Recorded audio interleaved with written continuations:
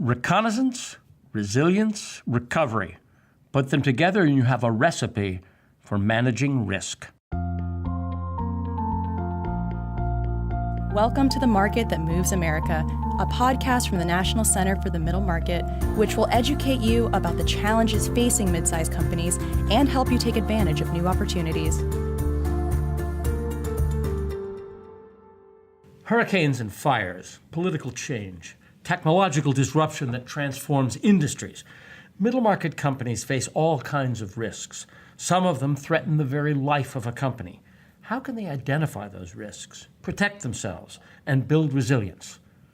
Let's find out. I'm Tom Stewart. I'm the Executive Director of the National Center for the Middle Market at the Fisher College of Business at The Ohio State University. We're the nation's leading research center focusing on the concerns and needs of mid-sized companies, which account for the middle third, a third of private sector employment and GDP, and the lion's share of economic growth. It is indeed the market that moves America. The National Center for the Middle Market is a partnership between Ohio State and SunTrust Bank's Grant Thornton LLP and Cisco Systems.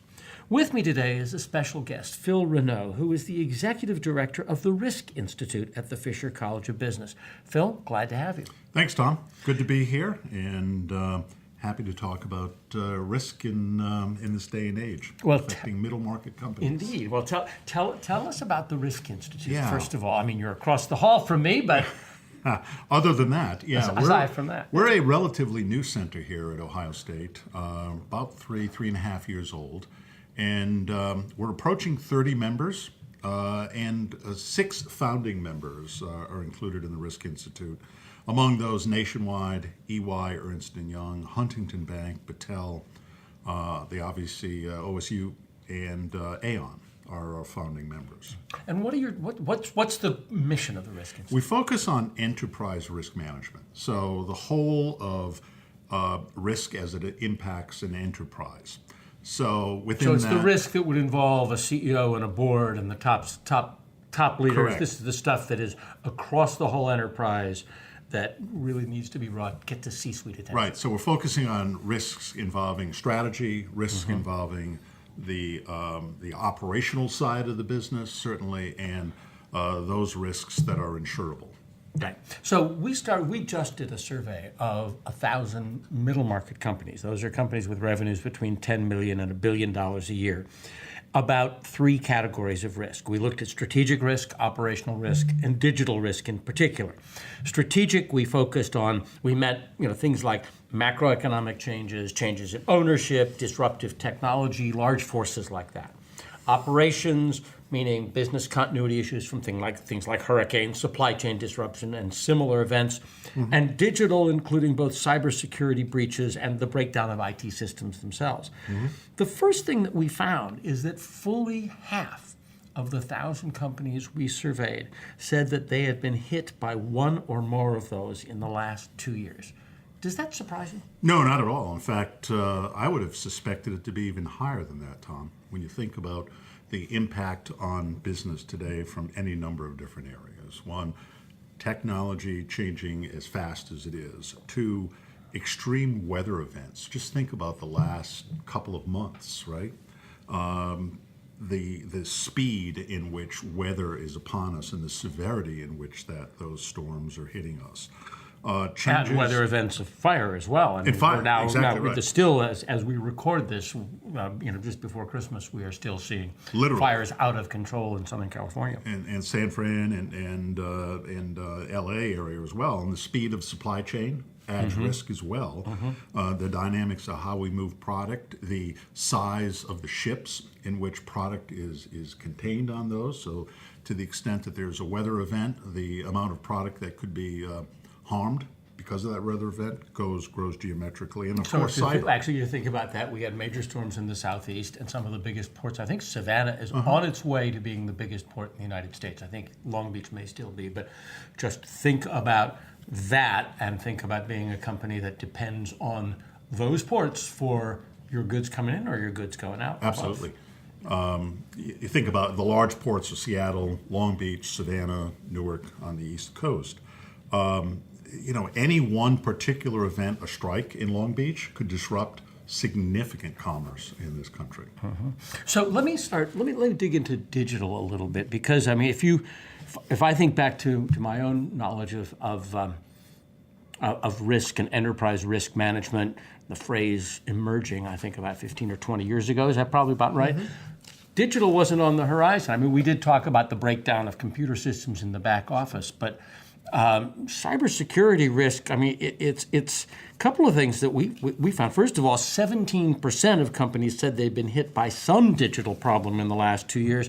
That number seems low, because we know it takes about 205 days before a company knows it's been hit if it's been attacked. Exactly right, and I think that is low from our side of the street, very low. I did a little bit of research prior to sitting here, and I think of companies that are, are namesake of major institutions here.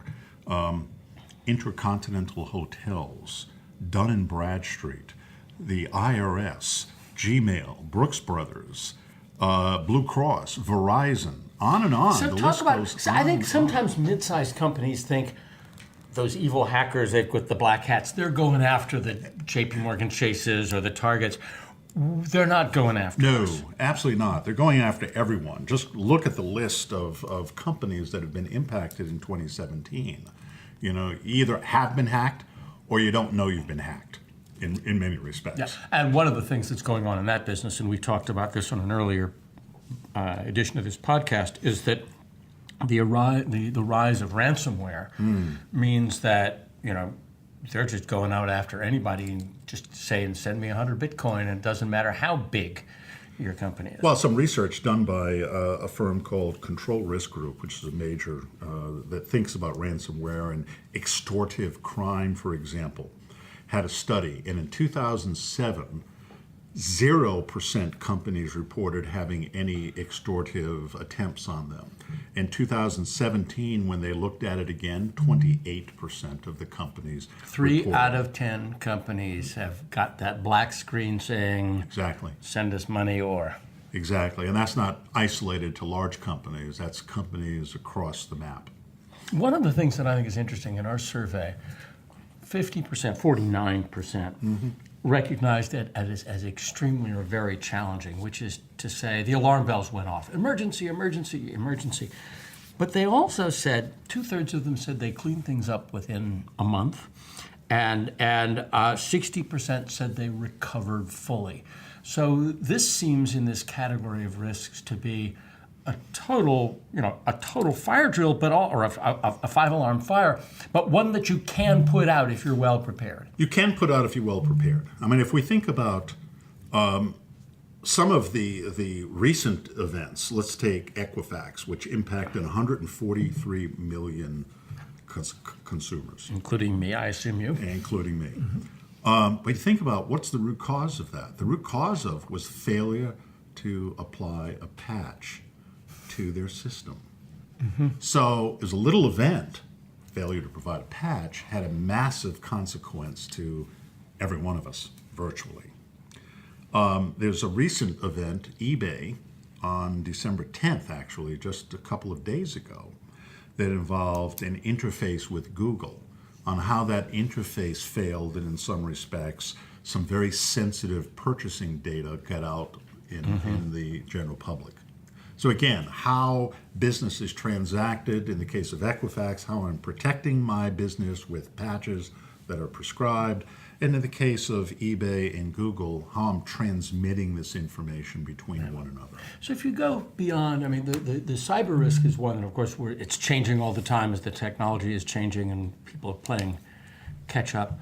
Some of the more classic areas of operational risk, some of the things that we've mentioned, the supply chain disruptions and things like this, it feels like there is a pretty good body of knowledge about how to prepare for these risks to I guess, prevention, mitigation, and recovery. Can you, when you think about that body of knowledge, what do companies forget? What is the most common mistakes that companies make? Saying they should have done this, they knew they should have done it and didn't? I'll call it failure to prepare or failure to be resilient.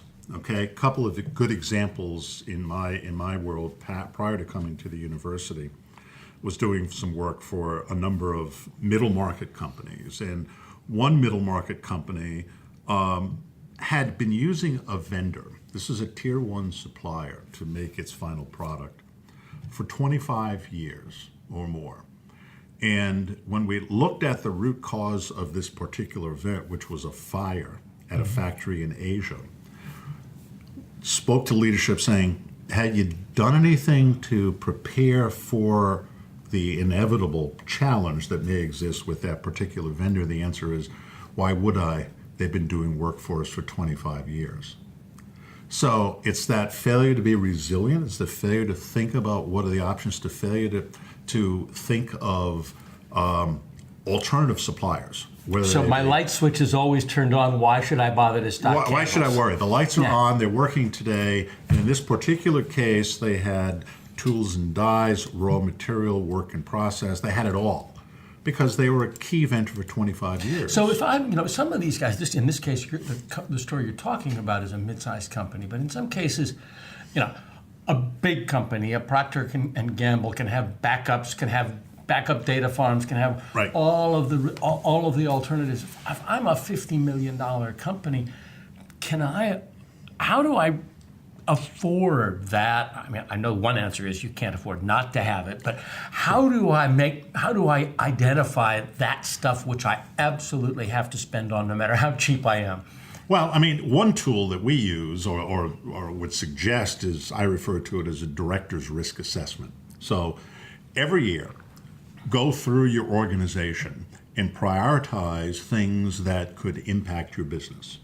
Some of those could be operational, some of those could be strategic, some of those could be cyber, on and on. It could even be leadership risks. Could be leadership, could be an aging workforce, for example. Or a particular group that may retire. We were working with a firm of recent, and we're talking to them about this aging workforce. And the statement was made that 60% of their IT staff is approaching retirement in the next 5 or so years. 60%. So think about that. Think about that as a risk to your business. It's interesting in mid-sized businesses, especially private and often family-held businesses. A private business is often founded by a bunch of buddies. Yeah.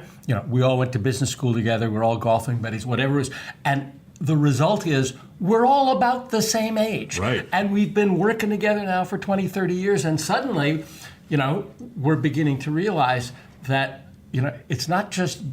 We're all getting bold. Mm-hmm. We're all getting old, and we haven't actually built the talent succession and diversity, and that turns into an enterprise risk. It's an enterprise risk, and it's a growing risk. I think of just risk management, for example, in that profession.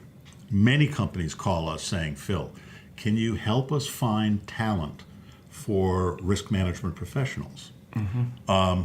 They're just not out there, which is what the Risk Institute is about. We're looking to create that talent and that talent pipeline in the next 3 to 5 years, so that and risk is even more dynamic than IT. 70% of risk professionals are over the age of 50. 70% over the age of 50. So it's great for young students coming along because their career path is wide open and rich with opportunity. But it's scary as companies think about contingent planning for risk professionals in their organization or those who can deal with risk, within their business. Now, I may be too small to have a chief risk officer, but I'm not too small to make that director's list. Absolutely. Of the key risks that I might face. And I want to focus on the third one here that we mentioned, which is the strategic risk. Mm-hmm. The data from our survey were really scary about this. First of all, it was the most common. Yep. 27% of these people. 17% said they had a cyber risk. We've agreed that's too small. But 27% of that same group of people said that they had been affected by some big strategic risk. It was the most common. It was the most damaging. Only 40% say they recovered completely from a shock within the last 2 years. And it's the hardest to prepare for. Only one in three said that they were prepared. Mm-hmm. So these big, hairy, hard to recover from risks came from out of left field. It's also sort of not in the curriculum of classic risk management because you can't insure against it. No, you can't insure against it, but you can prepare for it, right? I mean, I talk about two kind of particular areas: business continuity, BCM, business continuity management. And probably even more important to that is a term we refer to as CBI, contingent business interruption or contingent business continuity, okay? Those that impact a vendor or those that impact someone that's distant from your firm is perhaps even more important, because if you're not evaluating the risks that they undertake, and some of those could be strategic as well, some of those could be operational risks, but it's important to kind of have a holistic view of what could impact you, both yourself and your vendors, your key vendors. A guy named Don Sull, who's at London Business School, is an old pal of mine, has a really interesting exercise that he does with companies in which he asks them to think about two different attributes of professional boxers. Mm-hmm. One is the ability to be agile, the Muhammad Ali, float like a butterfly, sting like a bee, the ability to avoid a punch. And the other is something he calls absorptive capacity, which is the ability to stand there and take a punch. Right. And that's sort of George Foreman, right? And very few companies are equally good at both. Very few are Jack Dempsey, right? But he likes to say, put yourself on some grid, on some matrix of agility versus absorptive capacity, and then see what you can do to make your weak hand a little stronger. If you're agile, you don't want to go full bore absorptive capacity because you don't want to lose the agility. But what can you do to do a little rope-a-dope or whatever? I think first of all, you need to think through it. Okay, so I can be a small company, I can be a P&G, a multi-billion-dollar organization, but you need to think about this director's risk assessment tool, I would say, or risk assessment tool in general, that forces you to think about what are the areas that perhaps I'm weakest at, what are the areas that at least I can absorb a punch, or what are the areas that I'm particularly good at, okay? And sometimes when we put it down on paper and we start thinking about it, it's very revealing. It's very revealing. We had some friends of ours at SunTrust, one of our sponsors, that in the aftermath of the hurricanes in Florida, mm-hmm. who discovered that there were a number of their clients who, did not know what was in their loan covenants or in their agreements with their banks to basically, I need credit. Yeah. Am I ready? Do I have a line of credit ready? So that's an example of absorptive capacity. Do you have a good line of credit, or do you have cash in the bank? What can you do so that you can, take on the next 30 days? Take on the next 30 days. Right? Yeah, exactly. I mean, think about flood insurance. This Houston event was very eye-opening. First of all, flood insurance deals with what I call the 1%, the 1% event, and that is the 100-year floodplain. Which seems to happen every 3 or 4 years these days. Well, but exactly right. Yeah. But what happened in Houston? The 100-year floodplain became the 500-year floodplain, okay, which is a 0.2% probability of event. But all these people down in Houston now are faced with not the 100-year event, but the 500-year event. Well, and also, even if it's 0.2%, if it happened to me, it's 100% for me right now. Right. And so in some way I have to be prepared for Right, that. and a lot of those people, nor was the federal government thinking about this because the flood maps had not been updated. That's an interesting thing. A recent study showed that $5.5 trillion in assets and 40 million Americans are at risk of flooding. Okay, and this came out after Houston, where people are now scratching their heads going, how could this have been so bad? What did we miss? Well, it's because the maps hadn't been updated. So now the project of updating the maps to make sure that we really know what the risk is and where the event can strike is particularly important. You know, one of the things that I'm taking from this conversation is that there's real value, first of all, in thinking about these three types of risk, including always the talent element that underlies all of them, because you can have a disruption problem or an IT problem that is a talent problem, and the supplier and vendor problem, right? My ecosystem problem.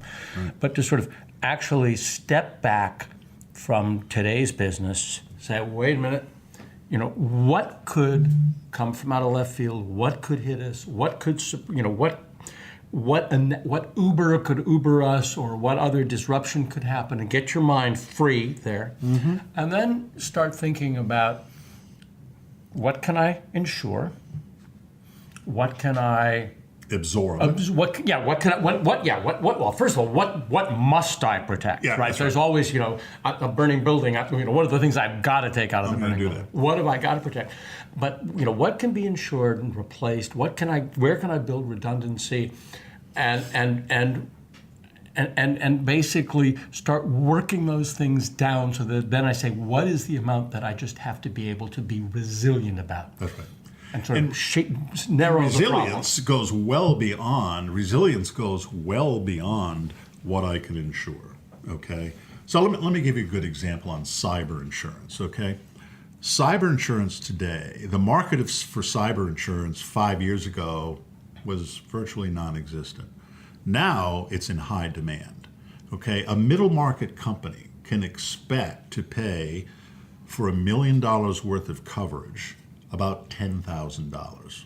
So $10,000 per mil, it's a lot of money.